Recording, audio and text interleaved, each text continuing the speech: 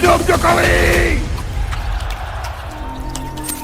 Teman-teman, kita akan bahas secara tuntas sidang perlawanan dari Tipa Tipu dan timnya terhadap kasus pencemaran nama baik yang menyebabkan dia menjadi terdakwa dan pesakitan di Pengadilan Negeri Jakarta Timur kemarin tanggal 9 Juli 2026. Kita akan dengarkan dulu perlawanan dari pengacara si Tipa Tipu ini. Mari kita jernihkan pandangan kita dan riuh rendahnya dinamika sosial di luar sana.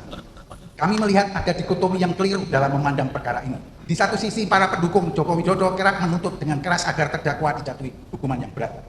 Namun di sisi lain, kita bisa melihat terdakwa maupun para pendukungnya tidak pernah sekalipun menuntut agar Bapak Joko Widodo dihukum.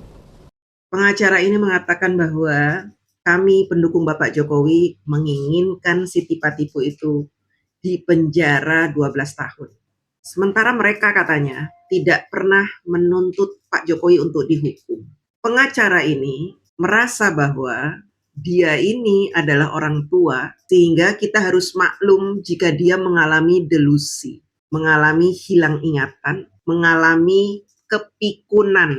Dia lupa bahwa selama ini pendukung Tipa Tipu, geng Panci, selalu menghina Pak Jokowi dan menginginkan Pak Jokowi diadili. Bahkan ada yang begini-begini, kita buktikan bahwa apa yang pengacara ini katakan sungguh sangat berbeda dengan kenyataan. Jokowi memang harus ditangkap, diadili, dan dipenjarakan. Sepakat. Apalagi seorang Gibran anaknya juga harus dimakzulkan dan menantu-menantunya. Saya begitu, walaupun saya berangkat dari Solo, jujur saya malu melihat seorang Jokowi seperti Jokowi harus diadili, ditangkap, bahkan Mas Gibran harus dimakzulkan. Ini kan sudah kemana-mana. Jadi tuntutan mereka gara-gara kasus ini yaitu memakzulkan Mas Gibran, mengadili Pak Jokowi. Jadi Bapak pengacara, Anda jangan pura-pura pikun, jangan pura-pura budek, ya. Jangan pura-pura Anda. Anda akan mempertanggungjawabkan semua ucapan Anda nanti di hadapan Allah. Kalau di dunia ini Anda tidak mendapatkan hukuman, maka nanti di akhirat kita tunggu saja. Tapi yang jelas, kami pendukung Pak Jokowi mau klien kalian itu dihukum seberat-beratnya. Karena dia sudah menyebarkan fitnah dan berita bohong, serta melakukan tindakan-tindakan yang sangat keji untuk menjatuhkan Pak Jokowi dan keluarganya. Keinginan kami sangat sederhana, terukur, dan konstitusional. Kami hanya menuntut satu hal, agar keabsahan sebuah ijazah dapat dibuktikan secara terang-benderang di hadapan hukum dan pengadilan. Pengacara ini sama seperti geng Panci, Tipa Tipu, semua orang yang menyebarkan fitnah tentang ijazah ini. Bahwa dia juga kepo, ingin melihat ijazah Pak Jokowi. Kenapa seorang pengacara yang membela kliennya juga ingin ikut-ikutan kepo seperti Tipa Tipu, Roy Panci, dan teman-temannya itu yang sebentar lagi akan menjadi terdakwa. Kenapa dia juga sama keponya? Mau ngapain dia kalau mau ngeliat ijazah Pak Jokowi? Hah? Mau diapain ijazahnya? Berarti si pengacara ini juga meragukan ijazah Pak Jokowi. Ya, artinya apa? Dia juga menuduh UGM memalsukan ijazah Pak Jokowi. Jangan macam-macam kamu Pak pengacara. Ya, kamu itu disaksikan oleh seluruh rakyat Indonesia. Tiba kan ngomong di depan wartawan, ini disaksikan oleh wartawan dunia. Lebay kamu itu. Jadi kalau kamu ngomong, ya, kita bisa teliti omongan kamu itu satu persatu.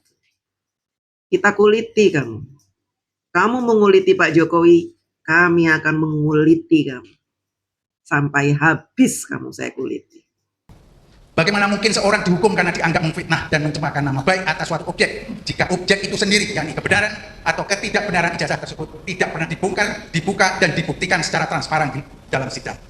Menghukum terdakwa tanpa membuktikan status hukum ijazah tersebut adalah tindakan yang menolak kebenaran itu sendiri. Ya, ini adalah salah satu siasat licik dari kubu Tipa Tipu ini. Mereka ingin ijazah Pak Jokowi dibongkar di pengadilan. Padahal ijazah Pak Jokowi sudah dibongkar di depan biji matanya si tipa-tipu, Roy Panci dan teman-temannya itu ketika gelar perkara dilakukan oleh Polda Metro Jaya. Pengacara ini sudah tahu, tapi dia ingin ijazah Pak Jokowi juga diteliti di pengadilan. Akan diperlihatkan kalau memang itu keinginan kalian. Seharusnya kami ini yang bertanya kepada kalian itu yang pintar-pintar itu, SH, MH itu ya. Pengacara-pengacara kan gelarnya SH, MH segala macam lah itu. Ya, ahli hukum, ahli tata negara, tai kucing lah itu. Saya sudah tidak respect dengan pengacara-pengacara penyebar fitnah ini. Pengacara-pengacara pendukung dajjal saya sudah tidak respect. Seharusnya kami yang bertanya. Kalau kalian meminta ijazah Pak Jokowi diselidiki di muka pengadilan. Kami bertanya, pengadilan punya nggak alat uji laboratorium forensik? Kalau ada orang yang dibunuh, kalian ingin membuktikan bahwa orang itu dibunuh, apakah mayatnya akan dihadirkan di persidangan? Lalu diuji di depan biji mata kalian? Atau pada saat penyelidikan dilakukan uji tersebut? Jadi jangan belagak pilon, Pak. Ya, Bapak udah tua tuh harus banyak-banyak istighfar, banyak-banyak mendekatkan diri pada Allah supaya Bapak itu bisa membedakan mana orang benar yang layak didukung, mana bajingan, dajjal, jangan dibela gitu. Wes tuwek, elek, goblok, gak ngerti aturan, pura-pura budek, pura-pura buta tuli kamu itu. Majelis hakim yang kami muliakan, persidangan yang menjauhkan diri dari akar kebenaran hakiki adalah sebuah peradilan yang semu. Menghukum seorang atas dasar nama baik tanpa mau menguji kebenaran faktual di balik tuduhan tersebut adalah ketidakadilan yang dipaksakan. Padahal sudah diuji. Makanya si Tipa dijadikan tersangka. Ya, tapi memang dasar goblok pengacara-pengacara Tipa ini. Jadi mereka memamerkan kegoblokannya di depan kita. Bila persidangan ini dipaksakan hanya untuk mengadili hilir dan menolak mengadili hulu, yaitu bukti ijazah, maka demi hukum dan demi keadilan yang berdasarkan ketuhanan yang Maha Esa, persidangan yang semacam ini sudah sepatutnya dihentikan dan dinyatakan tidak diterima. Sebab membiarkan peradilan yang unfair berjalan sama saja dengan mencederai fajar baru hukum acara yang baru, yaitu Undang-Undang Nomor 20 Tahun 2025. Selanjutnya akan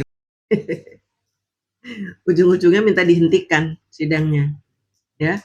Karena merasa tidak bersalah, kemudian alasannya merasa tidak bersalah, merasa benar menyebarkan fitnah, kemudian merasa bahwa pengujian ijazah belum dilakukan di pengadilan, walaupun sudah dilakukan di Mabes Polri, Bareskrim, ya.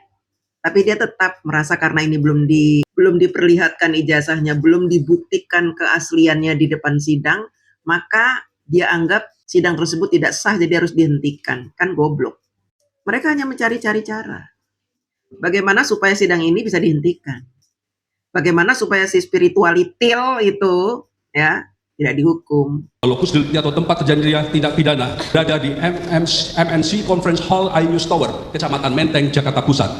Berdasarkan asas umum yurisdiksi, maka kompetensi relatif melekat pada Pengadilan Negeri Jakarta Pusat. Namun, saudara penuntut umum justru keliru dalam menerapkan ketentuan hukum dengan mengutip pasal 165 ayat 2 Nomor 20 tahun 2005 tentang tempat tinggal sebagian besar saksi, lalu secara sepihak menarik kesimpulan sepihak bahwa Pengadilan Negeri Jakarta Selatan yang berwenang untuk mengadili perkara atas nama Dr. KRMT Roy Suryo Noto Diprojo dan kawan. Penuntut umum wajib menunjukkan bahwa SKKM tersebut secara tegas mencakup perkara terdakwa Dr. Tifauzia Tiasuma, bukan hanya perkara atas nama Dr. KRMT Roy Suryo Noto Diprojo DKK. Untuk melawan jaksa penuntut di kasus pencemaran nama baik ini, pengacara tipa-tipu ini berusaha keras agar persidangan ini dihentikan, di stop, sehingga mereka mencari cara-cara, alasan-alasan yang memungkinkan sidang peradilan ini dihentikan.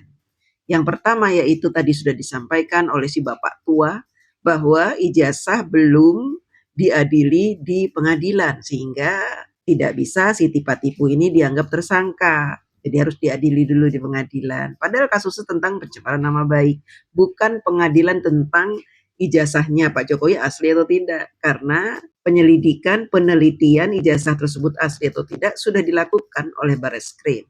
Sudah dinyatakan asli oleh pihak UGM. dan KPU, sehingga tidak perlu lagi dilakukan peradilan-peradilan yang menyatakan apakah ijazah Pak Jokowi itu asli atau palsu. Tidak perlu lagi. Dan untuk apa dilakukan oleh pengadilan menentukan seseorang ijazahnya asli atau palsu? Untuk apa?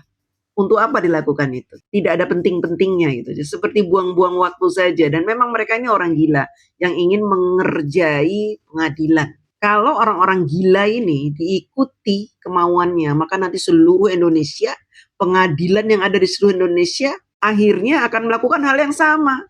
Semua pejabat-pejabat nanti diteliti itu. Ditanya satu persatu ijazahnya asli atau tidak. Padahal sudah jelas-jelas perguruan tingginya, universitasnya menyatakan ijazah itu asli, tapi harus diselidiki dulu. Nanti akan terjadi seperti itu. Kalau ada kebencian dari pendukung-pendukung orang-orang yang kalah itu. Jadi nanti gubernur-gubernur, bupati-bupati, wali kota, itu bisa saja dituntut oleh pembenci-pembencinya. Dari orang-orang yang kalah pilgub, kalah pilkada, bisa saja. Tolong selidiki ijazah dia. Pak Jokowi aja tuh diselidiki ijazahnya. Asli atau tidak lewat pengadilan. Itu kan gila. Itu ide gila teman-teman. Karena itu memang ngerjain negara. Kalau sudah sebuah lembaga pendidikan mengatakan ijazah seseorang asli sudah cukup. Tidak perlu ada lagi pengadilan. Karena pengadilan yang sedang berlangsung kemarin itu adalah mengadili Siti Patipu, Roy Panci, dan teman-temannya itu. Atas ucapan bohong mereka yang mereka sebarkan setahun lebih ini. Sehingga membuat negara kita gaduh itu. Kemudian alasan kedua adalah bahwa tempat persidangan di Jakarta Timur mereka anggap tidak relevan. Karena kejadiannya ada di MNC, seperti yang disebutkan oleh jaksa. MNC itu letaknya di Menteng, Jakarta Pusat, sehingga seharusnya di PN Jakarta Pusat. Mereka katakan begitu. Karena sudah diambil keputusan di PN Jakarta Timur, maka dianggap sidang itu tidak sah dan harus dihentikan. Itu kan gila juga. Pendapat gila ya, suka-suka pengadilan dong. Berarti dia mau ngacak-ngacak judikatif kita. Judikatif kita berhak memilih mau di PN mana, Jakarta Selatan, Jakarta Utara, Jakarta Timur. Tergantung PN-nya itu. Yang sedang senggang itu yang mana. Jika diputuskan PN Jakarta Timur ya sudah ikut aja, nggak usah cari-cari alasan supaya sidang ini dihentikan. Artinya mereka hanya cari-cari perkara. Dan alasan-alasan mereka ini tidak bisa diterima. Dan saya yakin akan ditolak semua. Ya, oleh pengadilan. Jadi kita bahas sampai di sini karena ini terlalu panjang. Nanti kita akan bahas keberatan-keberatan mereka yang memang goblok, yang salah satunya mengatakan bahwa ini adalah pekerjaan seorang jurnalis. Kita bahas lagi yang itu ya. Terima kasih.